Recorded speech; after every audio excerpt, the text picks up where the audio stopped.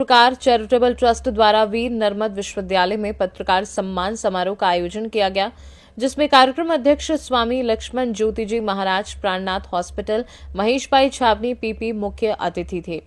सवानी group के संस्थापक हिम्मत भाई भालिया, सामाजिक नेता पीएम भाई साखत, कोली सेना अध्यक्ष भरत जी ठाकुर, दक्षिण गुजरात वीर आदि लोग मुख्य रूप से उपस्थित रहे। अतिथियों को पुष्पगुच्छ देकर सम्मानित किया गया और उन्हें उपहार दिए गए और गर्मजोशी से उनका स्वागत किया गया। अतिथियों ने चौथे स्तंभ के रूप में सच्चाई को सामने लाने तथा सही दिशा व न्याय दिलाने के लिए दिन रात काम करने वाले पत्रकारों की खूब सराहना की। बोलो पण आयोजक समिति अમને ઇન્વાઇટ કરીને આટલા બધા પત્રકારોની વચ્ચે બોલવાનો અવસર મને પ્રાપ્ત થયો એ બદલ હું આયોજક સમિતિને આભારી છું।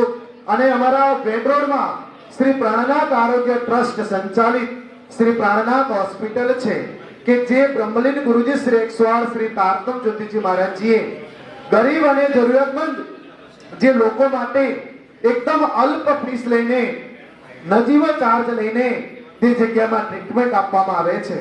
હમણાં આવનારો સમય જે 18 જાન્યુઆરી થી 24 જાન્યુઆરી દરમિયાન અમેરિકાના સુપ્રસિદ્ધ ડોક્ટરો દ્વારા ફ્રીમાં મેગા સર્જિકલ કેમ્પનું આયોજન રાખવામાં આવ્યું છે। તો આપના પત્રકારોમાં કોઈ નજીકના કોઈ એવા હોય જે આર્થિક રીતે તકલીફ હોય અને એને કદાચ કે ઓપરેશન કરવાનું થયું હોય તો તમે પ્રાણનાથ હોસ્પિટલમાં મોકલી શકો છો, કારણ કે એ સંસ્થા ગરીબ અને જરૂરિયાતમંદ લોકોને દરેક રીતે फेसबुक છે અને ઇન્સ્ટાગ્રામ છે એની અંદરથી એ ફેક્ટની જે પ્રણાલી હતી એનું જે ચકાસણી હતી એ દૂર કરી દે છે। એટલે સૌથી મોટી આપણી સામે ભવિષ્યમાં જો કોઈ પડકાર આવવાનો છે તો એ સોશિયલ મીડિયા દ્વારા જે લોકો પોતે પોતાના હિત સાધવા માંગે છે, સમાજનું કંઈક અહિત કરવા માંગે છે, એમના માટે આ એક રસ્તો ખુલ્લો થવાનો છે। અને એવી પરિસ્થિતિમાં ત્યાં એવું કહે છે કે કોમ્યુનિટીમાં તમે લખવાનું કોઈ કામ નથી કરી શકવાના, એની કોઈ અવાજ નથી આવવાનો। એ પરિસ્થિતિની અંદર હું એવું માનું છું કે મોટા ભાગના મિત્રો હવે સોશિયલ મીડિયા તરફ હશે અને એમાં કાર્યરત હશે। તો તમારી નાની નાની વાતને આપણા શહેરનો કોઈ એવો પ્રશ્ન હોય જેના માટે કોઈ ફેક ન્યૂઝ ફેલાવતા હોય, સમાજની અંદર સંવાદિતા બગડતી હોય, કોઈ બાબતે બહુ મોટું નુકસાન થતું હોય તો એ દિશામાં કાર્ય કરવાનું તમારા માટે એક નવી તક ઊભી થવાની છે। એ તક આપણે ઝડપવાની જરૂર છે। બીજું કે પત્રકારત્વની અંદર આજે સૌથી મોટી જો કોઈ વાત કરતા હોય તો યલો જર્નાલિઝમની છે।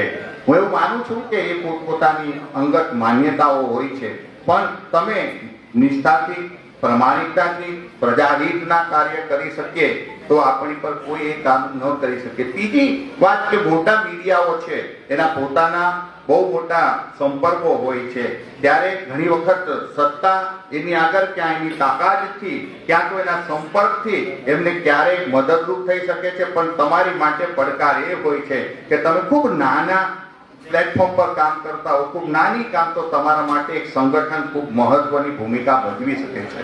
छत्तीसगढ़नी अंदर हमणां ज एक पत्रकारनी हत्या थई, कारण के एने त्यां जे खान कौभांडनी अंदर जे पण कंई कौभांड उजागर थता था, कोई मोटो पत्रकार नहोतो, ए पण एक यूट्यूब चेनल चलावतो तो तेनी हत्या थई।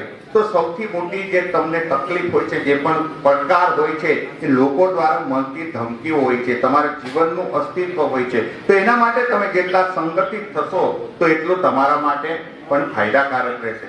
આજે સ્વામી વિવેકાનંદની જન્મદિવસ છે ત્યારે એનું એક વાક્ય હું આજે યાદ કરું છું કે નિર્ભયતા જે જીવન છે અને ભય એ મૃત્યુ છે। એટલે આપણે નિર્ભયતાથી કામ કરવાનું છે અને સમાજને એક સાચી દિશામાં આપણે જે પણ આપણાથી બનતી કોશિશ થાય એ આપણે કાર્ય કરતા રહીએ। આ સૌને હું ફરી શુભેચ્છા આપું છું। આપનું સંગઠન સતત પ્રગતિ કરતું રહે, તમે સૌ એકમત થઈ કાર્ય કરતા રહો અને સમાજ